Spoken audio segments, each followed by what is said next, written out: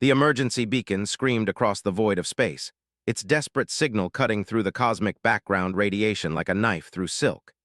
In the depths of the asteroid belt between Mars and Jupiter, a small research vessel called the Aurora's Dream tumbled helplessly through space. Its hull breached in 3 places, life support failing, and its crew of 4 humans slowly dying. Captain Sarah Chen pressed her bleeding hand against the communications panel, trying to maintain contact with Earth. The asteroid mining operation had gone catastrophically wrong when their drilling equipment hit an unexpected pocket of highly compressed gas. The explosion had torn through their ship like tissue paper, leaving them stranded millions of miles from home with no hope of rescue. "Mayday, Mayday, this is Captain Chen of the Aurora's Dream," she spoke into the microphone, her voice growing weaker with each word. "We have suffered catastrophic hull breach. Life support critical. 4 souls aboard, please. Anyone who can hear this." The static that answered her was deafening in its silence.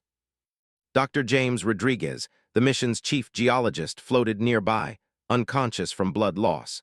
Engineer Maria Santos worked frantically to patch the largest hull breach with whatever materials she could find, but everyone knew it was futile. Their oxygen would run out in less than 6 hours. Communications Officer David Park monitored the radio, hopping against hope that someone somewhere might hear their distress call. "Captain," Park called out, his voice barely above a whisper. "I'm picking up something. It's not human." Chen's heart raced. First contact protocols flashed through her mind, but their current situation made such considerations seem absurd. "Put it through, David. We don't have the luxury of being picky about who helps us." The voice that came through their speakers was unlike anything they had ever heard. It was musical, almost like whale song mixed with the sound of wind chimes, but somehow their universal translator managed to process it into understandable English. "Vessel in distress, this is the Zephyrian Science ship Harmonic Resonance. We have received your emergency transmission. Are you in immediate danger?" Chen grabbed the microphone with shaking hands. Yes, we are dying. Our ship is damaged, life support failing. We need immediate assistance." There was a pause, and Chen could hear what sounded like multiple voices conferring in the background, their alien language creating a symphony of sounds that was both beautiful and urgent. "Human vessel, we are adjusting our course to reach you. Maintain your position. Do not attempt repairs that might further compromise your hull integrity. We will arrive in approximately 2 of your Earth hours." 2 hours. Chen looked around at her dying crew and wondered if they had that long. Dr. Rodriguez had lost consciousness again, and his breathing was shallow. Engineer Santos had managed to slow the air leak, but it was still bleeding their precious atmosphere into the void. Park was monitoring their life support systems, and his face told the whole story without words. "Why are you helping us?" Chen asked into the radio, curiosity overcoming desperation. "We've never met your species before." The melodious voice returned, and there seemed to be warmth in it. "All sentient life is precious, Captain Chen. The universe is vast and cold, but it becomes warmer when beings help one another survive. Besides, we have protocols for rendering aid to vessels in distress, regardless of species." Chen felt tears welling up in her eyes. Here they were, alone in the vastness of space, and aliens were coming to save them. It was like something out of the science fiction stories she had read as a child. The next 2 hours felt like an eternity. Santos continued her repairs while Park monitored their dwindling air supply. Rodriguez drifted in and out of consciousness, his medical condition deteriorating rapidly. Chen maintained communication with the approaching Zephyrian vessel, learning basic information about their rescuers. The Zephyrians were an ancient race, according to the communications officer who called himself Resonance of Deep Waters. They had been exploring space for over 10,000 Earth years, making contact with dozens of sentient species. They were scientists and philosophers, dedicated to understanding the universe and helping where they could. "Your species is new to us," Resonance of Deep Waters explained as their ship drew closer. "We have observed your early expansion into space with interest. You show remarkable courage for such a young civilization." Chen smiled despite their desperate situation. Sometimes courage and stupidity look very similar from the outside. The aliens' laughter was like silver bells in a gentle breeze. "Indeed they do, Captain Chen. Indeed they do." When the harmonic resonance finally appeared on their sensors, Chen gasped. The ship was unlike anything she could have imagined. It seemed to be grown rather than built, with organic curves and surfaces that reflected light in impossible ways. It was beautiful in a way that human engineering had never achieved, as if someone had convinced a crystal to become a starship. The rescue operation was swift and efficient. The Zephyrians extended a boarding tube to the damaged section of the Aurora's Dream and carefully extracted the 4 humans. Chen got her first look at their rescuers as they were brought aboard the alien vessel. The Zephyrians were tall and graceful, with elongated limbs and faces that seemed to shift like water in certain light. Their skin had a translucent quality, and Chen could see patterns of light moving beneath the surface, as if their entire beings were somehow connected to energy fields she couldn't understand. They moved with a fluid grace that made human movement seem clumsy by comparison. But what struck her most was their kindness. Despite the obvious differences between their species, the Zephyrians treated the injured humans with gentle care. Dr. Rodriguez was immediately taken to their medical bay, where Zephyrian healers worked with technology that seemed like magic to human eyes. Within hours, his injuries were healed completely, leaving not even scars. "How is this possible?" Rodriguez asked when he regained consciousness, staring at his previously injured hand in amazement. Healer of growing things, a particularly tall Zephyrian with shifting patterns of blue and green light beneath her skin, smiled in a way that was somehow universal. "We have had many millennia to perfect our understanding of biological systems, Dr. Rodriguez. Your species heals remarkably well, actually. Quite resilient." Over the next several days, as they traveled toward Earth aboard the Zephyrian ship, Chen and her crew learned more about their rescuers. The Zephyrians were part of something called the Galactic Harmony, a loose confederation of peaceful species that shared knowledge and resources.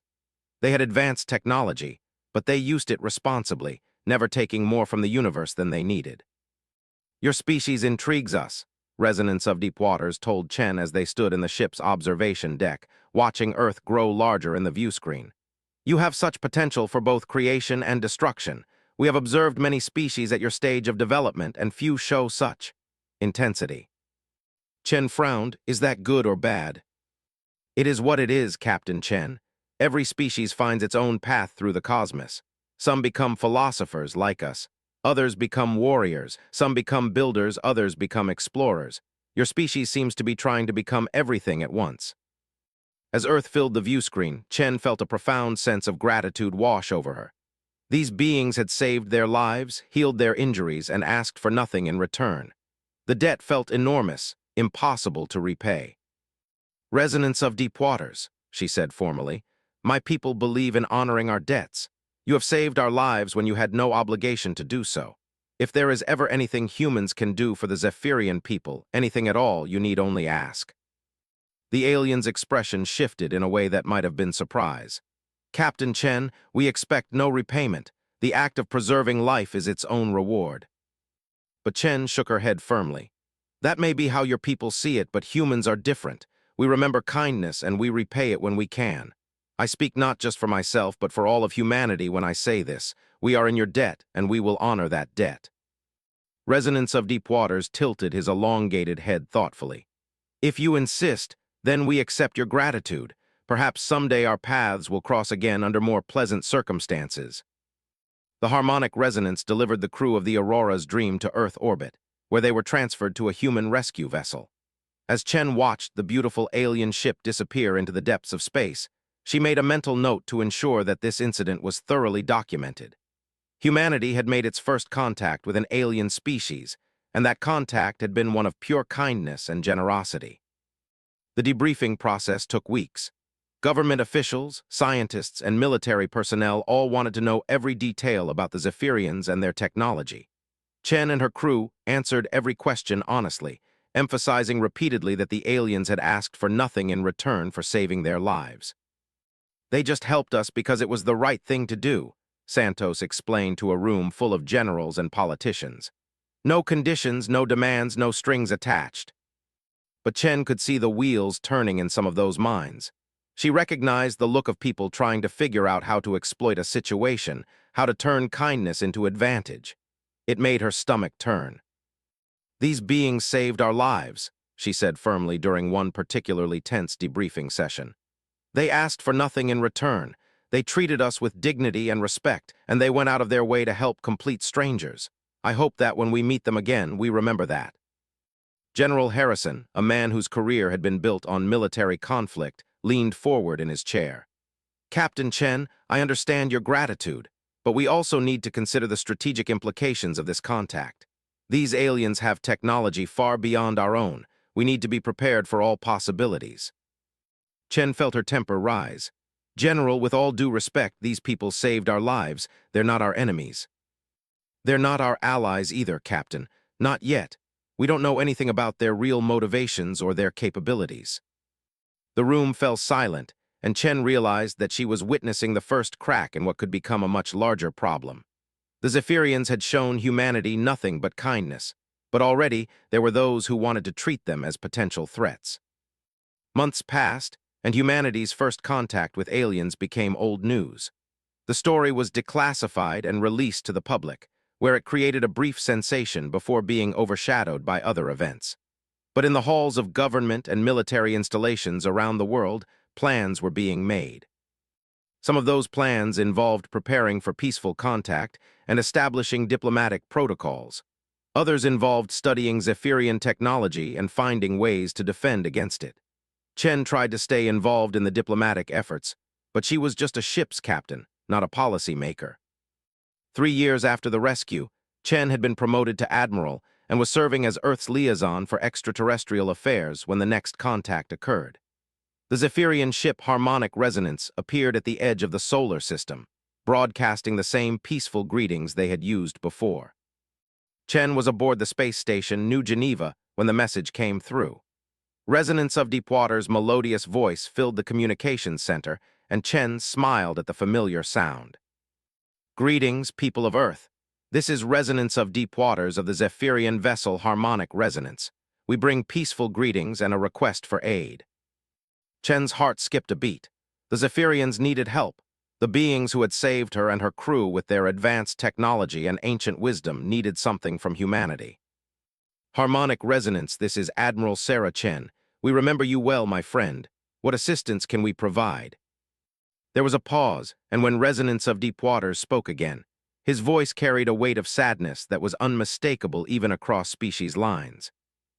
Admiral Chen, our colony world of Serenity's Garden is under attack by a species we have not encountered before. They call themselves the Devourers, and they consume entire worlds for resources. Our peaceful nature has left us poorly equipped to resist them. We remember your words about honoring debts, and we come to ask if humanity might be willing to help us protect our people. Chen felt her blood run cold. The gentle, peaceful Zephyrians who had saved human lives were being attacked by monsters, and they were asking for help from a species that had barely learned to travel between planets. But she also felt something else rising in her chest: pride, determination, and a burning desire to repay the debt that had weighed on her heart for 3 years. Resonance of Deepwaters, she said firmly, humanity remembers its debts, and we always pay them back. Tell us everything you can about these Devourers. We're coming to help. As she spoke those words, Chen had no idea that she was setting in motion events that would change the balance of power in the galaxy forever. She only knew that the beings who had shown kindness to humanity were in danger, and that debt was about to be repaid in full. The Zephyrians had saved 4 human lives with their kindness and technology. Humanity was about to respond with the full fury of a species that never forgot a favor and never ignored a debt. The Devourers were about to learn what it meant to threaten the friends of humanity. And the galaxy would never be the same again. The war room at New Geneva Station buzzed with activity as military leaders, scientists, and engineers from every nation on Earth gathered around the massive holographic display. Admiral Chen stood at the head of the table, watching as intelligence data about the Devourers streamed across the screens in real time. What they learned made her blood run cold. The Devourers were unlike anything humanity had imagined in their worst nightmares. They were a mechanical species, or perhaps a biological species that had merged so completely with machinery that the distinction no longer mattered. Their ships were massive, bristling with weapons that could crack planets, and they had already consumed 17 worlds in their march toward Zephyrian space. They don't just conquer worlds, Dr. Yuki Tanaka, Earth's leading xenobiologist, explained as she highlighted sections of the Zephyrian intelligence reports. They literally consume them, strip them down to the core, and use the raw materials to build more ships, more weapons, more devourers. It's like they're a virus that infects entire solar systems. General Martinez, who had replaced General Harrison after his retirement, leaned forward to study the tactical displays. What's their estimated fleet strength? Commander Singh, Earth's top military analyst, pulled up the numbers. Based on Zephyrian observations, we're looking at approximately 2,000 warships, ranging from destroyer-class vessels to something they call world enders that are apparently the size of small moons. The room fell silent. Even with the rapid advancement in human technology over the past 3 years, Earth's entire space navy consisted of only 47 ships, and most of those were exploration vessels that had been hastily retrofitted with weapons. How long before they reach Zephyrian space? Admiral Chen asked. At their current rate of advance, approximately 18 months, Singh replied. But that's assuming they continue consuming worlds along the way. If they decide to make a direct assault, they could reach Serenity's garden in 6 months. Chen felt the weight of responsibility settling on her shoulders. The Zephyrians had saved her life, and now her species was their only hope for survival. But how could humanity possibly stand against an enemy that had already destroyed 17 worlds? What assets do the Zephyrians have? She asked. Dr. Tanaka consulted her notes. Their technology is primarily focused on healing, exploration, and scientific research. They have defensive capabilities, but their entire philosophy is built around avoiding conflict. Resonance of Deep Waters told me that the Zephyrians haven't fought a war in over 3,000 years. What about the other species in this galactic harmony? General Martinez wanted to know. That's where it gets complicated, Dr. Tanaka replied. The harmony is more of a philosophical alliance than a military one. Most of the member species share the Zephyrian commitment to peaceful exploration. There are a few warrior species, but they're either too far away to help in time or they've already been consumed by the devourers. Chen studied the tactical display, her mind racing through possibilities.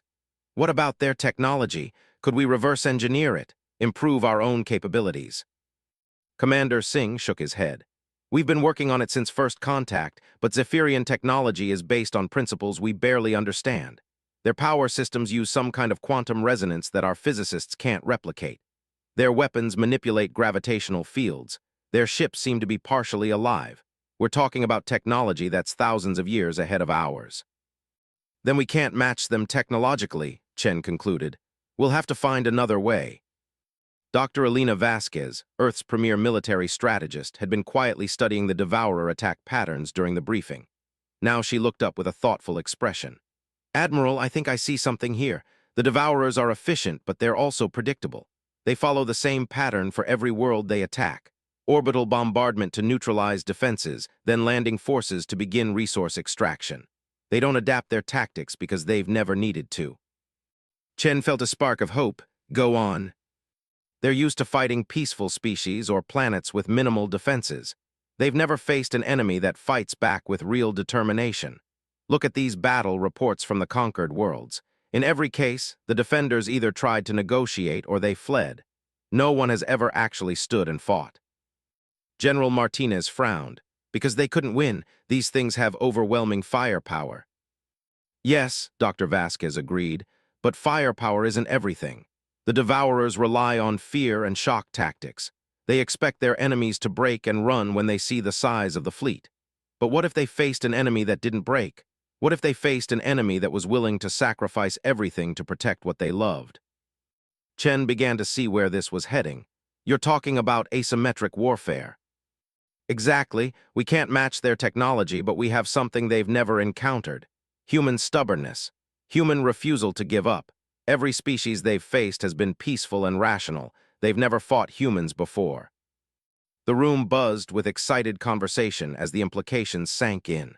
Humanity might not have superior technology, but they had something that was potentially more valuable: the willingness to fight dirty and never surrender. What do you need? Chen asked Dr. Vasquez. Time and resources. I want to study every scrap of intelligence we have about devourer tactics. I want to know how they think, how they fight, what they expect from their enemies. And I want to start developing countermeasures that use human creativity instead of trying to match their technology. Over the following weeks, Earth transformed into a massive war factory. Every major corporation retooled their production lines to build weapons and ships.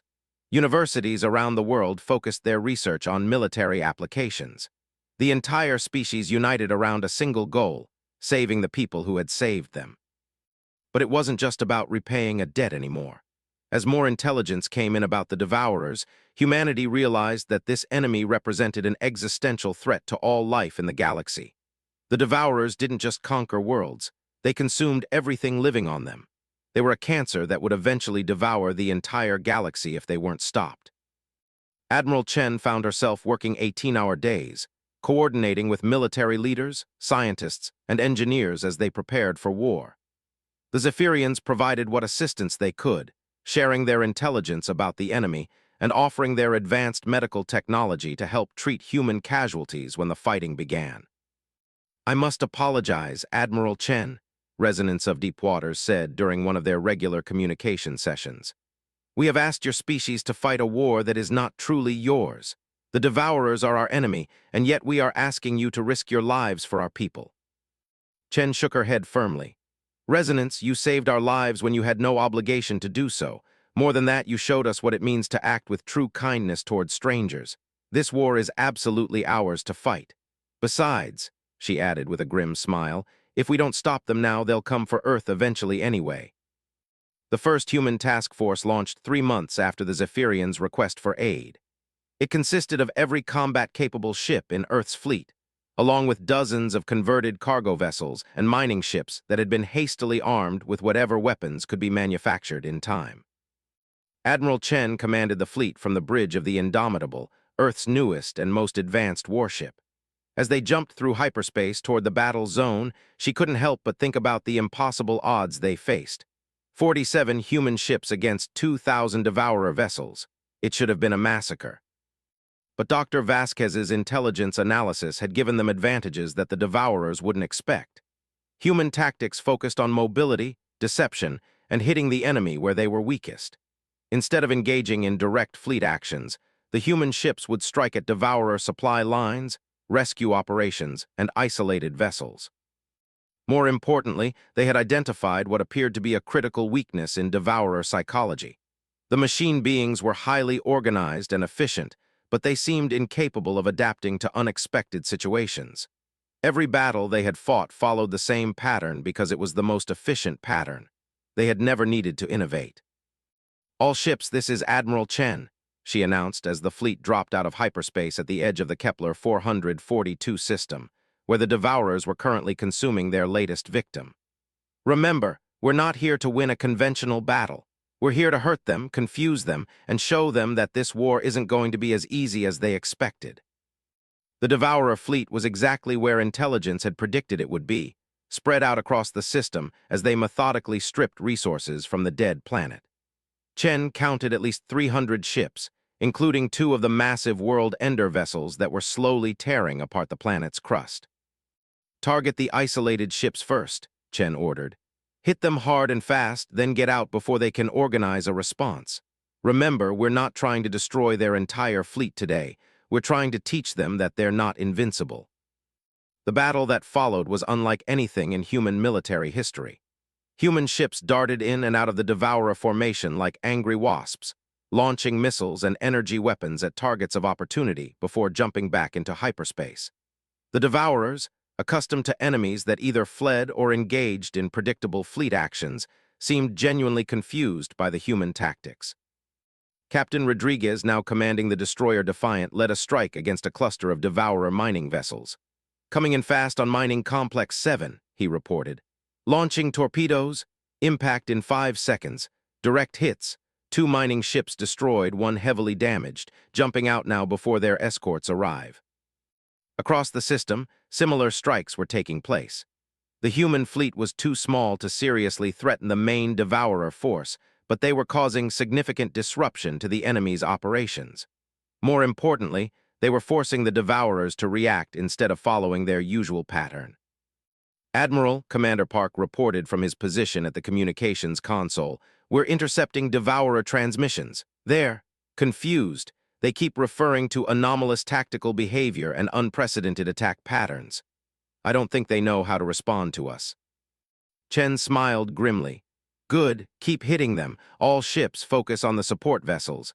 Make them worry about protecting their infrastructure instead of destroying planets.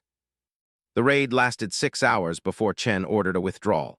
By human standards, it had been a significant victory. They had destroyed 12 Devourer ships and damaged dozens more while losing only 2 human vessels. But more importantly, they had disrupted the Devourer's timeline for consuming the planet and forced them to deploy defensive formations they had never needed before. As the human fleet regrouped at a safe distance, Chen reviewed the battle reports with satisfaction. They had proven that the Devourers could be hurt, could be confused, could be forced to adapt. It was a small first step, but it was progress. "All ships, this is Admiral Chen," she announced to the fleet. "Today we showed the galaxy that the Devourers are not unstoppable. We showed them that humanity does not bow to monsters, no matter how powerful they appear to be. But this is just the beginning. We have a long war ahead of us, and we're going to fight it on our terms, not theirs." The response from the fleet was immediate and overwhelming. Cheers echoed across the communication channels as human crews celebrated their first victory against impossible odds. They had struck back at the enemies of their rescuers, and they had drawn first blood. But even as they celebrated, Chen knew that the real war was just beginning. The Devourers would adapt to human tactics eventually, and when they did, humanity would need to be ready with new surprises. The debt to the Zephyrians was far from paid in full. News of the victory reached Earth within hours, where it was greeted with massive celebrations. Humanity had faced its first real test as a spacefaring species, and they had proven themselves worthy of the kindness the Zephyrians had shown them. But in the depths of space, the Devourer Collective was analyzing the battle data from their encounter with humanity. For the first time in their existence, they had faced an enemy that fought with creativity and determination rather than efficiency and logic. It was interesting. The machine minds that controlled the Devourer fleet began to adapt their algorithms, incorporating new tactical possibilities into their planning. The humans had introduced chaos into their orderly existence, and they would need to learn how to counter it. The war was far from over.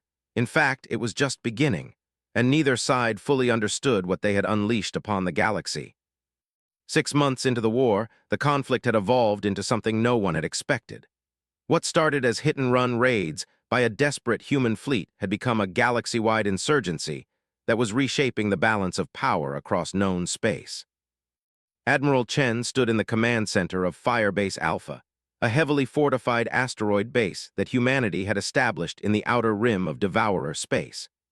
Around her, dozens of officers from multiple species worked together to coordinate resistance operations across 17 different star systems. The war had changed everything. The Devourer's seemingly unstoppable advance had slowed to a crawl as they found themselves fighting on multiple fronts against an enemy that refused to follow conventional military doctrine. More importantly, humanity's example had inspired other species to join the fight. Admiral, called out Commander Yara Akafer, Earth's liaison to the newly formed Galactic Resistance. "We're receiving confirmation that the Thakari fleet has successfully liberated the mining colonies in the Vega sector. The Devourers pulled back their main force rather than commit to a prolonged ground campaign." Chen smiled as she studied the tactical display. The Thakari were a reptilian species that had previously focused on trade and diplomacy. But after watching human forces stand up to the Devourers, they had decided that their own survival depended on fighting back. Their natural cunning and patience made them excellent guerrilla fighters. "What about the Nexus Coalition?" Chen asked.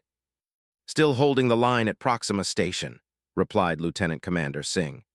"The Corellian bioships are providing support, and the Valdorian heavy assault units are dug in deeper than ticks. The Devourers have been trying to break through for 3 weeks now, but they can't seem to coordinate an effective assault when they're constantly being hit by raiding parties." Chen nodded with satisfaction. The Nexus Coalition was an alliance of 4 different species that had formed specifically to fight the Devourers. Individually, none of them were particularly powerful, but together they had proven capable of holding territory that the Devourers had considered already conquered.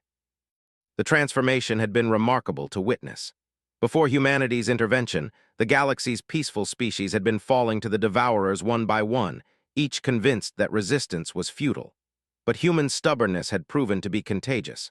When other species saw humans willing to fight impossible odds to protect their friends, it inspired them to find their own courage. "Admiral Chen," came the familiar, melodious voice of Resonance of Deep Waters from the communications station. "I must once again express the gratitude of my people for what humanity has accomplished. 6 months ago, we faced extinction. Today, we have hope." Chen turned to address the Zephyrian diplomat, who was visiting Firebase Alpha to coordinate the next phase of resistance operations. "Resonance, your people gave us life when we were dying in space.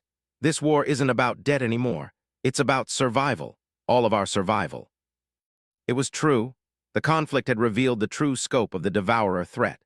Intelligence gathered from liberated worlds showed that the machine species had been systematically consuming the galaxy for over 50,000 years, wiping out hundreds of civilizations. They weren't just another hostile species. They were a force of extinction that would eventually destroy all life if they weren't stopped. "The latest intelligence reports are ready for review," announced Dr. Tanaka, who had been analyzing captured Devourer technology for months. "And we've made some disturbing discoveries." Chen gestured for her to continue.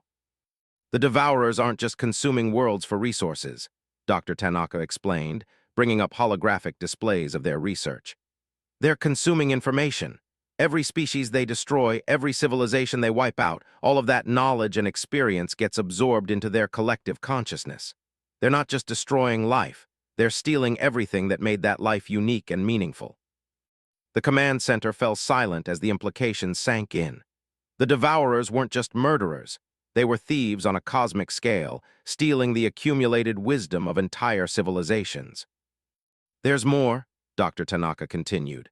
"We've been analyzing the pattern of their expansion, and we've identified what appears to be their ultimate destination. They're heading toward the galactic core, where the oldest and most advanced civilizations are located. If they reach the core worlds, they'll gain access to technology and knowledge that could make them truly unstoppable." General Martinez, who had come to Firebase Alpha to oversee the expansion of human military operations, leaned forward intently. "How long do we have?" "At their current rate of expansion, approximately 5 years," Dr. Tanaka replied. "But if we can continue disrupting their operations, we might be able to buy more time." Chen studied the galactic map, her mind racing through possibilities. 5 years seemed like a long time, but she knew it would pass quickly. And if the Devourers reached the core worlds, the war would be lost before it truly began. "What's our current force strength?" she asked Commander Ockefer. "Human forces now include 73 combat vessels, plus support ships," Ockefer reported. "The galactic resistance has grown to include 12 species with approximately 300 ships of various classes. We've also established 47 resistance cells on occupied worlds, and we're training insurgency forces for another 23 systems." It was an impressive growth from the 47 ships that had started the war, but Chen knew it still wasn't enough. The Devourers had taken losses, but they had also adapted to human tactics faster than anyone had expected. Recent battles had shown that they were learning to counter human unpredictability with their own tactical innovations. "Admiral," Lieutenant Commander Singh called out urgently, "we're receiving a priority transmission from Scout Team 7. They're reporting massive Devourer fleet movements in the Orion sector." Chen hurried to the communications station. Scout Team 7 was one of humanity's deep reconnaissance units, consisting of volunteers who spent months behind enemy lines gathering intelligence. It was dangerous work, and they had lost several teams already. "Scout 7, this is Admiral Chen. Report." The voice that came through the static was tense and frightened. "Admiral, this is Captain Morrison of the Phantom. We're observing the largest Devourer fleet concentration we've ever seen. Over 800 ships, including 5 world enders. They're staging for what looks like a major offensive operation." Chen's blood ran cold. 800 ships was more than twice the size of the largest Devourer force they had previously encountered. "What's their target, Captain?" "That's the problem, Admiral. They're positioned to strike at any of 6 different systems, including Serenity's Garden and New Terra Colony. We have no idea which way they're planning to move." New Terra was humanity's largest civilian colony outside the Sol system, home to over 2 million humans who had volunteered to help establish humanity's presence in the galaxy. If the Devourers attacked New Terra, it would be the first direct assault on human civilian populations.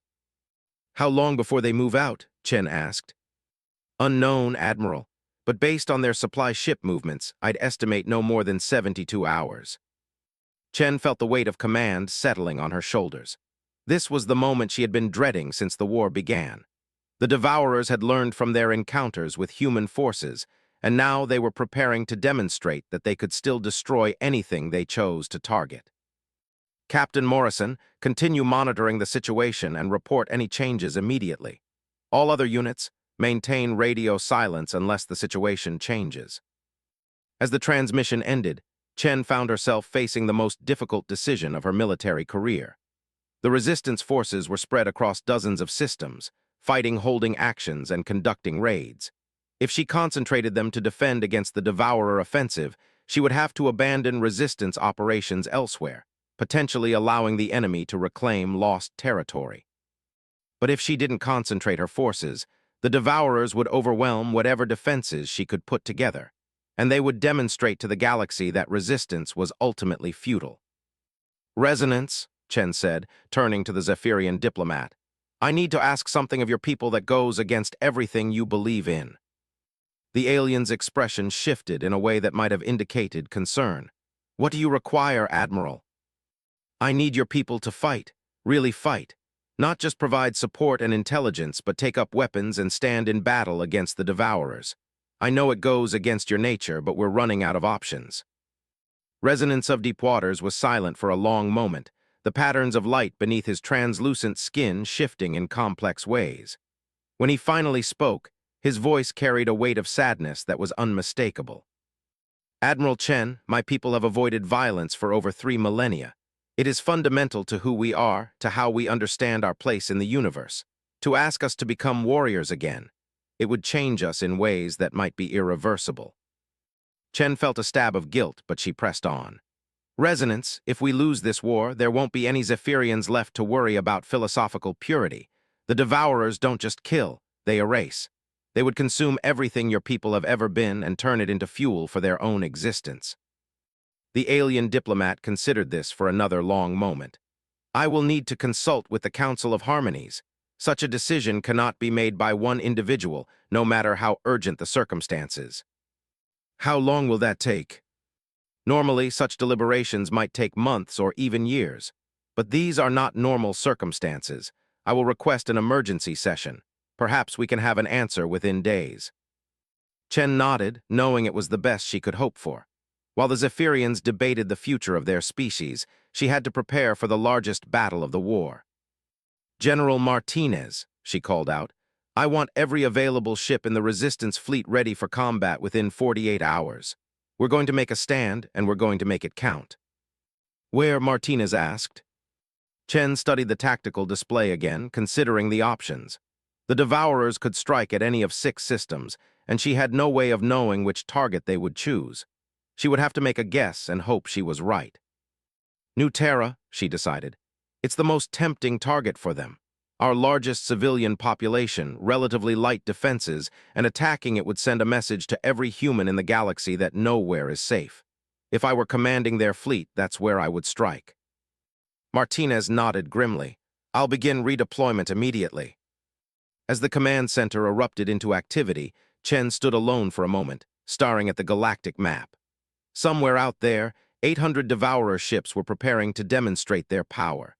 In 72 hours, she would find out whether human determination and alien courage would be enough to stop them. The debt to the Zephyrians had grown into something much larger than anyone had anticipated. What started as gratitude for a rescue had become a war for the survival of all life in the galaxy. And now that war was about to reach its first major turning point. Chen just hoped she was making the right choices, because if she was wrong, millions of people would pay the price for her mistakes. Over the next 48 hours, Firebase Alpha became a hive of activity as resistance forces from across the galaxy converged on the New Terra system. Human ships arrived alongside Thakari cruisers, Corellian biovessels, and Valdorian assault craft. For the first time since the war began, the various species of the galactic resistance would fight together as a unified force. But even with all their combined strength, Chen knew they were still vastly outnumbered. The resistance could field approximately 400 ships of various classes. Against 800 Devourer vessels, the odds were still heavily against them. Admiral, Commander Akafer reported as the last ships took their positions. All resistance forces are in position around New Terra. We're as ready as we're going to be. Chen nodded, trying to project confidence she didn't feel. In a few hours, she would find out whether humanity's stubborn refusal to surrender would be enough to save the people they had sworn to protect. The war was about to reach its moment of truth, and the galaxy was watching to see if courage could triumph over overwhelming power. The Battle of New Terra began at 3:47 hours, ship's time, when long-range sensors detected the massive Devourer fleet dropping out of hyperspace at the edge of the system. Admiral Chen stood on the bridge of the Indomitable, watching as 800 enemy contacts appeared on the tactical display like a swarm of deadly insects. "All ships, this is Admiral Chen," she announced across the fleet communication channels. "The enemy has arrived.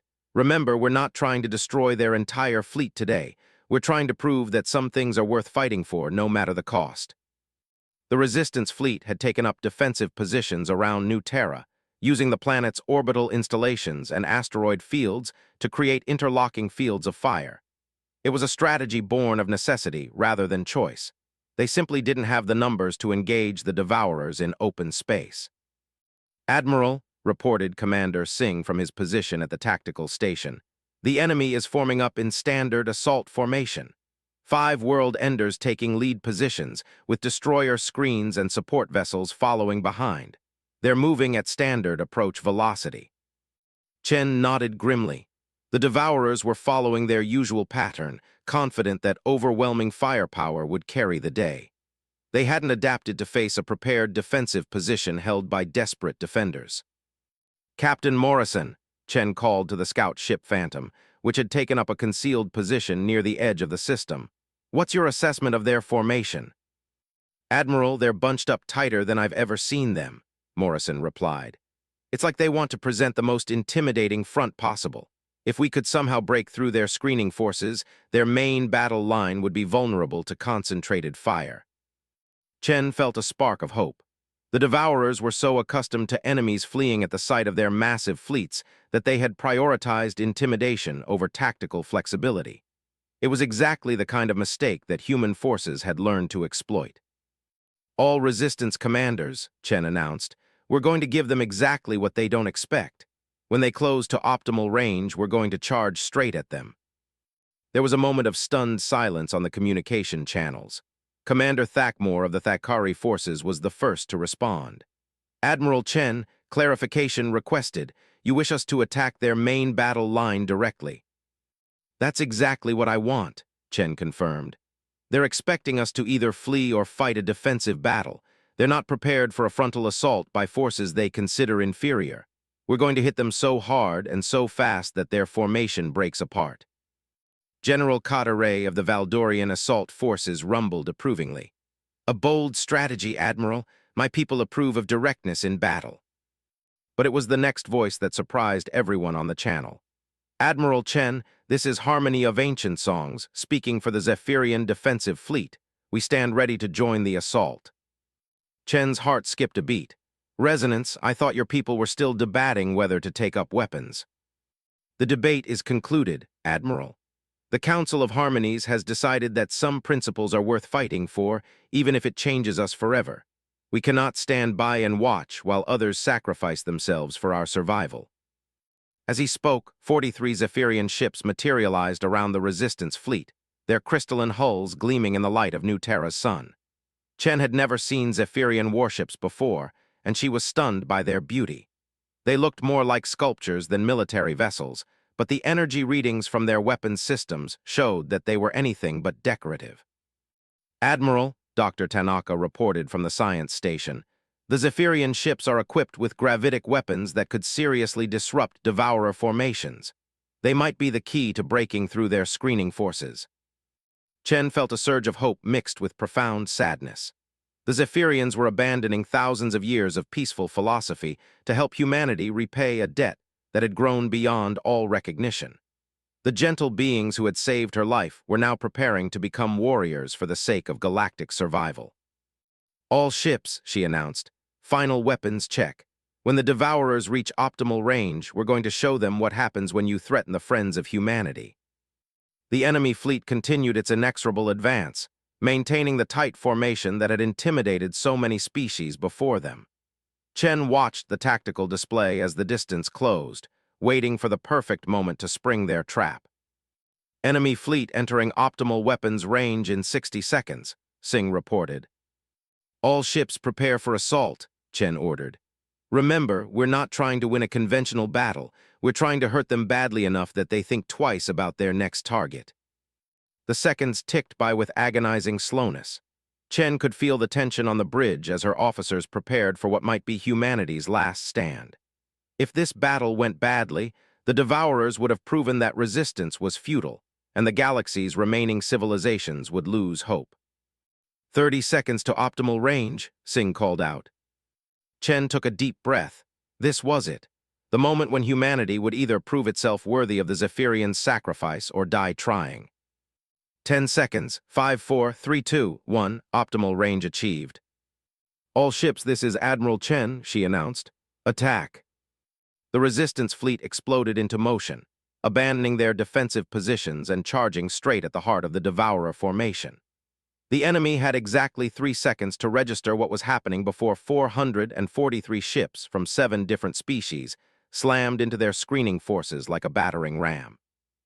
The Zephyrian ships led the assault, their gravitic weapons tearing holes in space-time itself and sending Devourer destroyers tumbling helplessly out of formation.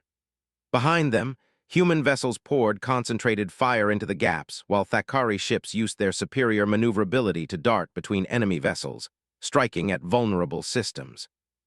"Direct hit on lead world Ender," Captain Rodriguez reported from the Defiant. "Their forward shields are down and they're showing hull damage." For the first time since the war began, a world Ender had been seriously damaged in battle. The psychological impact on both sides was immediate and profound. Devourer ships began breaking formation as their commanders tried to respond to an attack pattern they had never encountered before. But the Devourers weren't helpless. As their initial shock wore off, they began to adapt to the resistance assault. Their superior firepower began to tell, and resistance ships started taking heavy casualties. "We've lost the Thakari cruiser Swift Hunter," reported Commander Akafer. "The Valdorian assault ship Iron Fang is reporting critical damage and requesting permission to withdraw." Chen gritted her teeth as the casualty reports mounted. The charge had succeeded in disrupting the Devourer formation, but now the battle was turning into exactly the kind of slugfest that favored the enemy's superior numbers. "Admiral," came the melodious voice of harmony of ancient songs from the Zephyrian flagship, "we are detecting something unusual in the Devourer communication patterns. They appear to be confused by our tactics." Chen felt a glimmer of hope. Confused how? "Their coordination is breaking down. Individual ships are requesting new orders, but their central command seems unable to provide coherent responses. It is as if they do not know how to process the concept of an enemy that fights without regard for its own survival." That was it. Chen suddenly understood what was happening. The Devourers were machines, or had become so machine-like that they thought like computers. They could process tactical information and adapt to new situations, but they couldn't understand the fundamental irrationality of beings who would sacrifice everything for abstract concepts like friendship, loyalty, or honor. "All ships," she announced, "continue the assault. They don't understand us, and that's our advantage. Show them what it means to fight for something bigger than yourself." The battle raged for 6 hours, with neither side able to gain a decisive advantage.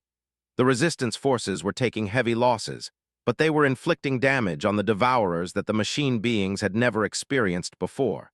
More importantly, they were forcing the enemy to expend resources and energy at an unprecedented rate. "Admiral," Singh reported as the battle entered its 7th hour, "long-range sensors are detecting multiple hyperspace signatures approaching the system. Unknown contacts, but they're big." Chen felt her heart sink. If the Devourers were bringing reinforcements, the battle was lost. The Resistance fleet was already at the breaking point, and they couldn't handle fresh enemy forces. But then the new contacts emerged from hyperspace, and Chen gasped in amazement. "Admiral," Singh called out in excitement, "the new arrivals are broadcasting galactic harmony identification codes. It's the core fleet." The core fleet was the stuff of legends, the combined military forces of the galaxy's oldest and most advanced civilizations. They had remained neutral in the war against the Devourers, claiming that the conflict was too far from their territory to concern them. But now, as Chen watched in amazement, over 600 ships from the galactic core were dropping into normal space around New Terra. The lead ship opened communication channels, and an alien voice unlike any Chen had ever heard before filled the bridge speakers. It sounded ancient and powerful, like the voice of a mountain-given speech. "This is Primary Admiral Nexarath of the Core Fleet. We have observed this battle with great interest. Rarely have we witnessed such courage in the face of overwhelming odds. The core worlds have decided that some debts transcend political boundaries. We are here to repay our debt to the species that taught the galaxy how to fight back." Chen could barely believe what she was hearing. The ancient civilizations of the galactic core, beings with technology that made even Zephyrian science look primitive, were joining the battle because they had been inspired by humanity's example. The arrival of the core fleet changed everything. The Devourers suddenly found themselves outnumbered for the first time in their existence, facing weapons and tactics they had never encountered. Ships that could manipulate matter at the quantum level, vessels that existed partially in higher dimensions, weapons that could rewrite the fundamental constants of physics in localized areas. The battle that had been a desperate last stand became a rout. Devourer ships began fleeing the system as their coordination completely broke down. The machine beings that had terrorized the galaxy for 50,000 years were suddenly faced with the reality of their own mortality. "Admiral Chen," came the ancient voice of Primary Admiral Nexarath, "your species has accomplished something remarkable. You have shown the galaxy that no enemy is invincible, no matter how powerful they appear. The core worlds would be honored to discuss a formal alliance with humanity and the galactic resistance." As Chen watched the last Devourer ships flee into hyperspace, she realized that the war had reached a turning point. The galaxy's greatest civilizations were finally united against the machine threat, and it had all started because humanity refused to ignore a debt to the gentle beings who had saved 4 human lives in the depths of space. "Resonance," Chen called to the Zephyrian flagship, "are your people satisfied that the debt has been repaid?" The melodious voice that came back carried a hint of what might have been humor. "Admiral Chen, I believe the debt now flows in the other direction. It was humanity that saved the galaxy by teaching us all how to fight for what we believe in. The question is, how does one repay a debt of that magnitude?" Chen smiled as she looked at the aftermath of the battle. Resistance ships from 7 different species were working together to rescue survivors and tend to the wounded. The core fleet was already sharing advanced medical technology to help treat the casualties. For the first time since the war began, the galaxy's diverse species were truly united in common cause. "I think we've already started repaying it, Resonance," she said. "By working together, by refusing to let anyone face extinction alone, by remembering that kindness is contagious just like courage." The war against the Devourers was far from over, but the tide had finally turned. And it had all begun because the Zephyrians believed that all sentient life was precious, and humanity believed that debts should always be paid in full. The galaxy would never be the same again, but then again, neither would humanity. They had started the war as a young species trying to repay a favor, but they were becoming something more. The conscience of the galaxy, the voice that reminded everyone that some things were worth fighting for, no matter the cost. The Devourers were about to learn what happened when an entire galaxy decided to stand up and fight back. And at the center of that resistance would be the species that never forgot a kindness and never ignored a debt, no matter how impossible the repayment might seem. 2 years after the Battle of New Terra, Admiral Sarah Chen stood on the observation deck of the massive space station Unity, watching the largest fleet ever assembled in galactic history prepare for its final mission. Over 3,000 ships from 47 different species filled the space around the station, their diverse designs creating a tapestry of technological achievement that represented the combined will of an entire galaxy. The war against the Devourers had transformed everything. What began as humanity's desperate attempt to repay a debt had become the catalyst for the greatest alliance in galactic history. The Galactic Defense Coalition now included not just the peaceful species that had initially sought humanity's protection, but also the ancient core worlds, the warrior cultures of the Outer Rim, and dozens of other civilizations that had emerged from hiding after witnessing humanity's example of resistance. Admiral, called Commander Ockafer from her position at the communications station, final fleet reports are coming in. All task forces report ready for the assault on the Devourer Prime Complex. Chen nodded, still marveling at how far they had come. The Devourer Prime Complex was the heart of the machine civilization, a massive construct hidden in the void between galaxies where they had been building their forces for millions of years. Intelligence gathered over 2 years of warfare had revealed that destroying the Prime Complex would effectively end the Devourer threat forever, cutting off their ability to coordinate their scattered fleets and create new units. "Any word from the deep reconnaissance teams?" Chen asked. "Captain Morrison's team is in position and reports that the complex defenses are exactly as our intelligence predicted," Ockafer replied. "Over 10,000 automated defense platforms, plus the largest concentration of World Ender-class vessels ever recorded. The Devourers have pulled back almost all their mobile forces to protect their home base." It was what they had expected. The Devourers had learned over 2 years of warfare that humanity and its allies would never stop fighting. Every time they tried to resume their systematic consumption of worlds, they found resistance waiting for them. Every victory was temporary, every conquest was contested. The machine beings that had once moved through the galaxy like a force of nature now found themselves constantly looking over their shoulders, unable to focus on expansion when they had to constantly defend what they had already taken. "Admiral Chen," came the familiar melodious voice of Resonance of Deep Waters. "The Zephyrian Science Council has completed their analysis of the data from our previous raids on Devourer facilities. We believe we have identified the key to bringing down the entire complex with minimal casualties to our own forces." Chen turned to the Zephyrian diplomat, who had become one of her closest advisors during the war. The gentle beings who had once avoided all violence had proven to be brilliant tactical analysts, their deep understanding of technology and systems allowing them to identify weaknesses that others missed. "What did you find, my friend?" Chen asked. "Devourer Prime Complex is not just a military installation," Resonance explained, his patterns of bioluminescence shifting with excitement. "It is a massive information processing center. Every piece of knowledge they have stolen from the civilizations they destroyed is stored there. If we can introduce a certain type of quantum virus into their central processing core, it will corrupt not just their ability to coordinate their forces, but their entire accumulated database of stolen knowledge." The implications were staggering.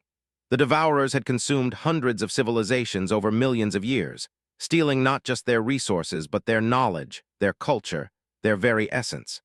If that vast repository of stolen information could be corrupted, it would strike at the very core of what made the Devourers dangerous. "Can the virus be deployed without destroying the information entirely?" asked Dr. Tanaka, who had joined the conversation. "Some of that stolen knowledge might belong to species that still have survivors. We could restore what was taken from them." Resonance of Deep Waters consulted his data pad. "The virus can be designed to corrupt the Devourer control systems while preserving the raw data in a recoverable form. It would be poetic justice, perhaps, to return stolen knowledge to its rightful owners." Chen felt a fierce satisfaction at the thought. The Devourers had built their power on the graves of entire civilizations, using stolen knowledge to make themselves stronger. To have that same knowledge turned against them, and then returned to its rightful owners felt like the most appropriate form of justice imaginable. "How do we deploy the virus?" she asked. "That is the challenging part," Resonance admitted. "The virus must be introduced directly into the central processing core of the complex. This means a small team would need to infiltrate the most heavily defended location in Devourer space and plant the virus manually. It would be extremely dangerous." "I'll do it," Chen said immediately. "Admiral," protested General Martinez, "you're too valuable to the war effort to risk on a solo mission. Let me assign a specialist infiltration team." But Chen shook her head firmly. This war began because the Zephyrians saved my life when they had no obligation to do so. It's only fitting that it should end with me returning that favor. Besides, she added with a grim smile, I've been fighting these machines for 2 years now. I know how they think better than anyone. The planning for Operation Final Debt took 3 weeks. Chen would lead a small team aboard a modified Zephyrian stealth ship, using advanced cloaking technology to penetrate the complex's defenses, while the main fleet created a massive distraction on the opposite side of the installation. Once inside, they would have to fight their way to the central processing core, plant the virus, and escape before the entire complex collapsed around them. The team that volunteered to accompany Chen was small but experienced. Captain Rodriguez insisted on coming along, claiming that he had been with Chen since the beginning and wouldn't miss the end. Dr. Tanaka was essential for interfacing with Devourer technology. Commander Singh provided tactical expertise. And to everyone's surprise, Harmony of Ancient Songs volunteered to represent the Zephyrians on what might be the most important mission in galactic history. My people have learned much about warfare over the past 2 years, the Zephyrian warrior explained. But we have also remembered something we had forgotten. Sometimes the most important battles are fought not with weapons, but with sacrifice and determination. I would be honored to stand with Admiral Chen at the moment when the galaxy's long nightmare ends. The night before the assault, Chen found herself alone in her quarters aboard the Unity, staring out at the assembled fleet and thinking about the journey that had brought them all to this point. 4 years ago, she had been the captain of a small mining vessel, concerned with nothing more significant than extracting resources from asteroids. Now she was about to attempt something that would either save the galaxy or die trying. A soft chime announced a visitor at her door. "Come in," she called. Resonance of Deep Waters entered, his bioluminescent patterns dim and somber. "Admiral Chen, I wanted to speak with you before tomorrow's mission." "Of course, Resonance, what's on your mind?" The Zephyrian diplomat moved to stand beside her at the window, looking out at the fleet. "When my people first encountered your species, we saw potential for both great creation and great destruction. We chose to help you because we believed that kindness would guide you toward creation rather than destruction." "I hope we've lived up to your expectations," Chen said quietly. "You have exceeded them beyond our wildest imaginations," Resonance replied. "But I fear that tomorrow's mission may change you, may change all of us, in ways we cannot foresee.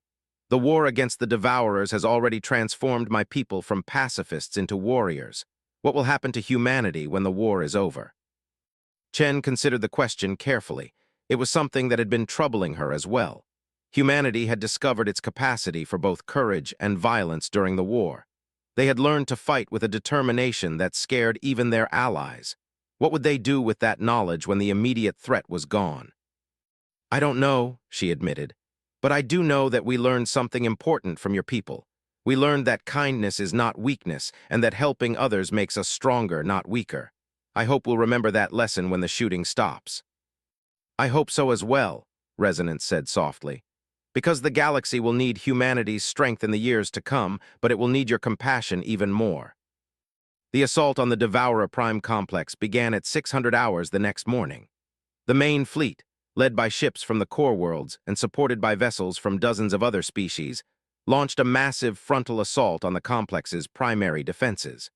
The battle was designed to draw attention and resources away from the infiltration point where Chen's team would attempt their mission. The stealth ship Silent Promise was a marvel of Zephyrian engineering, its hull designed to bend light and energy around it in ways that made it nearly invisible to conventional sensors. As Chen watched the massive battle raging around the complex, she marveled at the dedication of the crews who were risking their lives to give her team a chance to complete their mission. "Admiral," reported Captain Rodriguez from the pilot's seat, "we're approaching the infiltration point. Devourer patrols are minimal in this sector. The distraction is working." Chen activated the internal communication system. "All team members, final equipment check. We go in fast and hard, plant the virus, and get out before they know we were there. Remember, the fate of the galaxy depends on what we do in the next few hours." The Silent Promise slipped through the complex's outer defenses like a ghost, avoiding the massive automated weapons platforms and patrol craft that were focused on the main battle. As they drew closer to their target, Chen got her first close look at the heart of the Devourer civilization. The Prime Complex was enormous beyond comprehension, a structure that dwarfed planets and contained the accumulated resources of millions of consumed worlds. Its surface was covered with weapons, manufacturing facilities, and processing centers that stretched to the horizon in every direction. And somewhere in the center of it all was the core that controlled the entire Devourer network. Docking with Maintenance Port 17, Rodriguez reported. Automated systems are accepting our forged authorization codes. We're in. The infiltration went smoothly at first. The Devourers were so focused on the main battle that they had neglected internal security in areas they considered completely safe. Chen's team moved through maintenance corridors and service tunnels, following routes that Dr. Tanaka had mapped from stolen intelligence data. But as they approached the central processing core, they encountered their first resistance. Devourer security units, machine beings designed specifically for internal defense, detected their presence and moved to intercept them. "Contact front," Captain Rodriguez called out as mechanical warriors rounded a corner ahead of them. "Multiple hostiles, heavy armor." The firefight was brief but intense. Human weapons and tactics, refined through 2 years of warfare, proved effective against the Devourer security forces. But the noise of the battle would certainly alert other defensive systems to their presence. "We've lost the element of surprise," Chen announced. "Double time to the core, we plant that virus no matter what it takes." The final approach to the central processing core was a running battle against increasing numbers of Devourer defenders. Chen's team fought their way through corridors filled with the most advanced defensive systems the machine civilization could deploy, driven by the knowledge that the fate of every living being in the galaxy depended on their success. "Core chamber ahead," Dr. Tanaka called out as they breached the final security door. "I can see the central processing matrix." The core chamber was a cathedral of technology, its walls lined with processing units that contained the stolen knowledge of countless civilizations. At the center of it all was a massive crystalline structure that pulsed with energy, the brain of the entire Devourer network. "Harmony, Rodriguez, hold the entrance," Chen ordered. "Singh, watch for reinforcements. Tanaka, deploy the virus." Dr. Tanaka rushed to the central matrix, her portable computer interfacing with technology that was older than human civilization. "Uploading virus now," she reported. "Estimated time to completion, 3 minutes." Those 3 minutes felt like hours as Chen's team fought off wave after wave of Devourer defenders. The machine beings seemed to understand that something critical was happening in the core chamber, and they threw everything they had at the intruders. "Virus upload complete," Tanaka announced triumphantly. "The corruption cascade has begun. The entire system will be compromised within minutes." "All teams, this is Admiral Chen," she announced on the fleet communication channel. "Package delivered. Recommend immediate withdrawal of all forces. The fireworks are about to begin." As they fought their way back to the silent promise, the effects of the virus became apparent throughout the complex. Defense systems began shutting down randomly. Automated manufacturing centers started producing gibberish instead of weapons. Most importantly, the coordination signals that controlled Devourer fleets across the galaxy began transmitting corrupted data. The escape from the complex was harrowing. As the virus spread through the Devourer systems, the massive structure began to tear itself apart. Weapons platforms turned on each other. Manufacturing centers exploded as their safety protocols were corrupted. The heart of the machine civilization was committing suicide as its stolen knowledge turned against it. "Admiral," called Harmony of Ancient Songs from the weapons console, "I'm detecting massive system failures throughout the complex. The virus is working beyond our most optimistic projections." "Get us out of here," Chen ordered Rodriguez. "I want to be far away when that thing finishes tearing itself apart." The silent promise escaped just in time. As they rejoined the main fleet, the Devourer Prime Complex completed its final transformation from the galaxy's greatest threat into an expanding cloud of debris and corrupted data.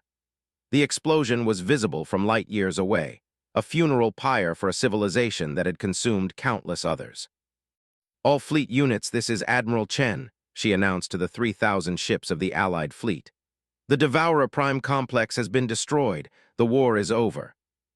The celebration that followed was unlike anything in galactic history. Ships from 47 different species broadcast messages of joy and relief across every communication channel. For the first time in millions of years, the galaxy was free from the threat of the Devourers. But Chen barely participated in the celebration. She stood on the bridge of the Silent Promise, watching the expanding debris field and thinking about the cost of their victory. Thousands of sentient beings had died in the war, billions more had been killed by the Devourers over the millennia. The victory was complete, but it had come at a price that could never be truly calculated. "Admiral," said Resonance of Deep Waters, joining her at the observation window, "the data recovery teams report that they have successfully extracted the stolen knowledge from the corrupted Devourer systems. Over 400 extinct civilizations will have their cultural heritage restored and preserved. Their voices will not be lost after all." Chen felt tears welling up in her eyes. The civilizations that the Devourers had consumed were gone forever, but their knowledge, their art, their philosophy would survive. It was a small consolation, but an important one. "Resonance," she said quietly, "do you think we've repaid the debt now? Your people saved 4 human lives, and in return we helped save the entire galaxy. Are we even?" The Zephyrian diplomat was quiet for a long moment, his patterns of bioluminescence shifting in complex ways. When he finally spoke, his voice carried a warmth that was unmistakable. "Admiral Chen, I believe the debt was never about balance or repayment. It was about the connections we make with others, the kindness we show to strangers, the willingness to help without expecting anything in return. Your species didn't repay a debt. You honored the spirit in which that debt was given."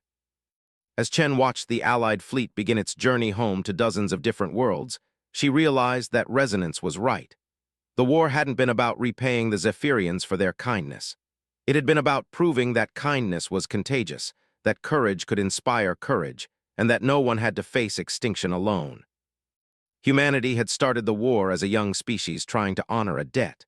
They were ending it as the conscience of the galaxy, the voice that reminded everyone that some things were worth fighting for.